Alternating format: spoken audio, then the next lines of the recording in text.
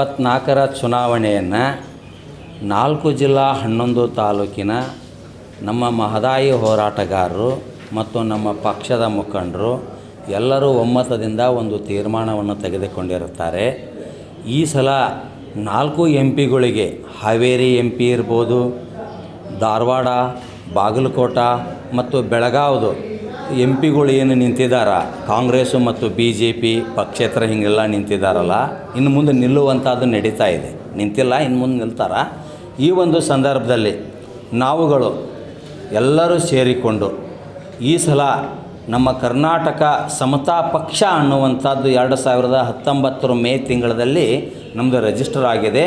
ಆ ಒಂದು ಪಕ್ಷ ನಿಯಮ ಮತ್ತು ಕಾನೂನು ಅನುಸಾರವಾಗಿ ಬದ್ಧತೆ ಹೊಂದಿದಂಥ ನಮ್ಮ ಒಂದು ಪಕ್ಷ ಇರೋದರಿಂದ ಆ ಪಕ್ಷದಿಂದ ನಾವು ಕಾಂಗ್ರೆಸ್ ಪಕ್ಷದ ಅಭ್ಯರ್ಥಿಗಳಿಗೆ 4 ಮಂದಿ ಎಂಪಿಗಳಿಗೆ ನಮ್ಮ ಬೆಂಬಲ ಇರುತ್ತದೆ ಅನ್ನುವಂಥದ್ದು ಇಲ್ಲಿ ಸ್ಪಷ್ಟವಾಗಿ ಹೇಳಿಕ್ಕೆ ಇಚ್ಛಪಡ್ತೇನೆ.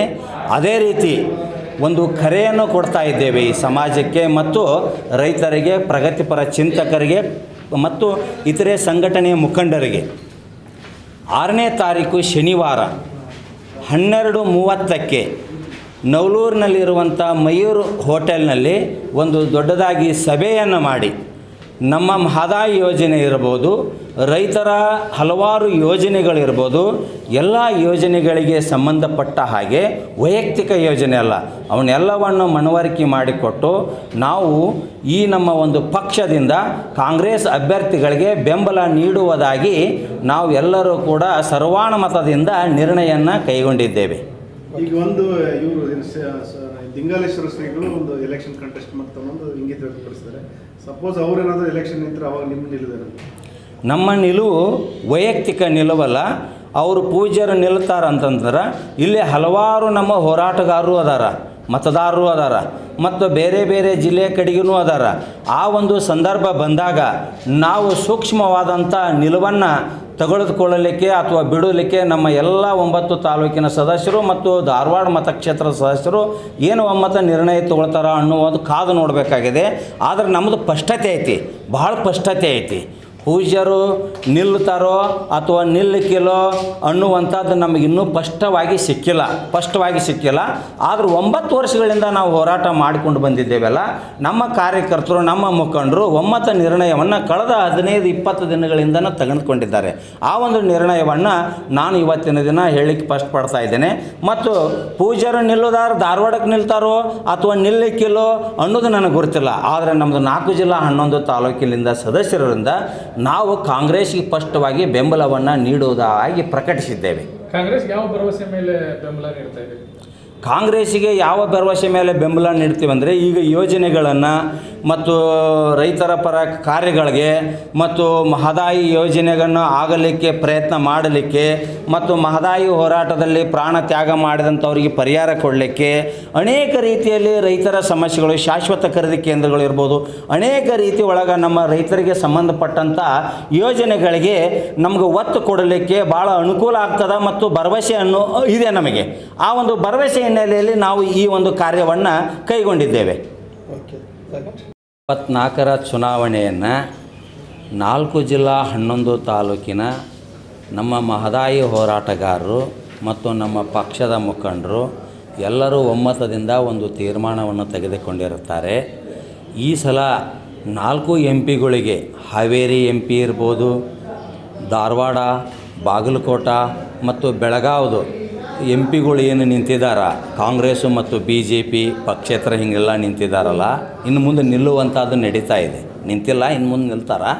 ಈ ಒಂದು ಸಂದರ್ಭದಲ್ಲಿ ನಾವುಗಳು ಎಲ್ಲರೂ ಸೇರಿಕೊಂಡು ಈ ಸಲ ನಮ್ಮ ಕರ್ನಾಟಕ ಸಮತಾ ಪಕ್ಷ ಅನ್ನುವಂಥದ್ದು 2019 ಮೇ ತಿಂಗಳಲ್ಲಿ ನಮ್ಮದು ರಿಜಿಸ್ಟರ್ ಆಗಿದೆ.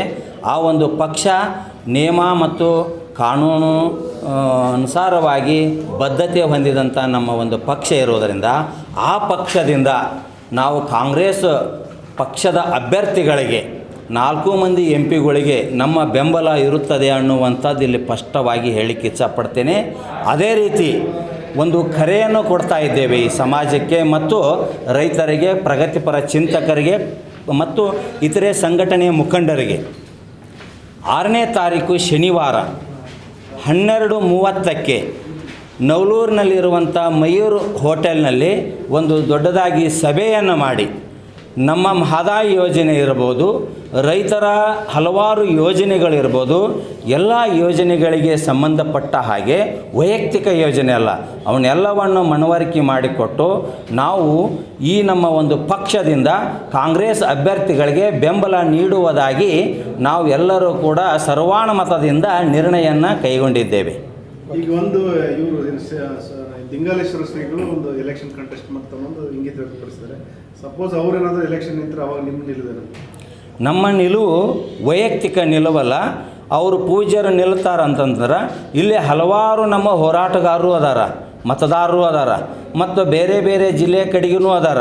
ಆ ಒಂದು ಸಂದರ್ಭ ಬಂದಾಗ ನಾವು ಸೂಕ್ಷ್ಮವಾದಂಥ ನಿಲುವನ್ನು ತೆಗೆದುಕೊಳ್ಳಲಿಕ್ಕೆ ಅಥವಾ ಬಿಡಲಿಕ್ಕೆ ನಮ್ಮ ಎಲ್ಲ 9 ತಾಲೂಕಿನ ಸದಸ್ಯರು ಮತ್ತು ಧಾರವಾಡ ಮತಕ್ಷೇತ್ರದ ಸದಸ್ಯರು ಏನು ಒಮ್ಮತ ನಿರ್ಣಯ ತಗೊಳ್ತಾರ ಅನ್ನುವುದು ಕಾದು ನೋಡಬೇಕಾಗಿದೆ.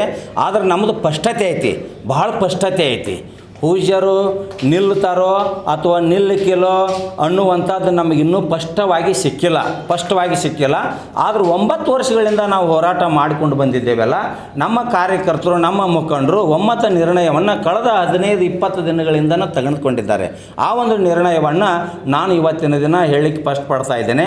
ಮತ್ತು ಪೂಜ್ಯರು ನಿಲ್ಲುದಾರ ಧಾರವಾಡಕ್ಕೆ ನಿಲ್ತಾರೋ ಅಥವಾ ನಿಲ್ಲಕ್ಕಿಲ್ಲೋ ಅನ್ನೋದು ನನಗೆ ಗೊತ್ತಿಲ್ಲ. ಆದರೆ ನಮ್ಮದು 4 ಜಿಲ್ಲಾ 11 ತಾಲೂಕಿನಿಂದ ಸದಸ್ಯರಿಂದ ನಾವು ಕಾಂಗ್ರೆಸ್ಗೆ ಸ್ಪಷ್ಟವಾಗಿ ಬೆಂಬಲವನ್ನು ನೀಡುವುದಾಗಿ ಪ್ರಕಟಿಸಿದ್ದೇವೆ. ಕಾಂಗ್ರೆಸ್ ಯಾವ ಭರವಸೆ ಮೇಲೆ ಬೆಂಬಲ ನೀಡ್ತಾ ಇದೆ? ಕಾಂಗ್ರೆಸ್ಸಿಗೆ ಯಾವ ಭರವಸೆ ಮೇಲೆ ಬೆಂಬಲ ನೀಡ್ತೀವಿ ಅಂದರೆ, ಈಗ ಯೋಜನೆಗಳನ್ನು ಮತ್ತು ರೈತರ ಪರ ಕಾರ್ಯಗಳಿಗೆ ಮತ್ತು ಮಹದಾಯಿ ಯೋಜನೆಗಳನ್ನು ಆಗಲಿಕ್ಕೆ ಪ್ರಯತ್ನ ಮಾಡಲಿಕ್ಕೆ ಮತ್ತು ಮಹದಾಯಿ ಹೋರಾಟದಲ್ಲಿ ಪ್ರಾಣ ತ್ಯಾಗ ಮಾಡಿದಂಥವರಿಗೆ ಪರಿಹಾರ ಕೊಡಲಿಕ್ಕೆ ಅನೇಕ ರೀತಿಯಲ್ಲಿ ರೈತರ ಸಮಸ್ಯೆಗಳು, ಶಾಶ್ವತ ಖರೀದಿ ಕೇಂದ್ರಗಳು ಇರ್ಬೋದು, ಅನೇಕ ರೀತಿ ಒಳಗೆ ನಮ್ಮ ರೈತರಿಗೆ ಸಂಬಂಧಪಟ್ಟಂಥ ಯೋಜನೆಗಳಿಗೆ ನಮಗೆ ಒತ್ತು ಕೊಡಲಿಕ್ಕೆ ಭಾಳ ಅನುಕೂಲ ಆಗ್ತದೆ ಮತ್ತು ಭರವಸೆ ಇದೆ ನಮಗೆ. ಆ ಒಂದು ಭರವಸೆ ಹಿನ್ನೆಲೆಯಲ್ಲಿ ನಾವು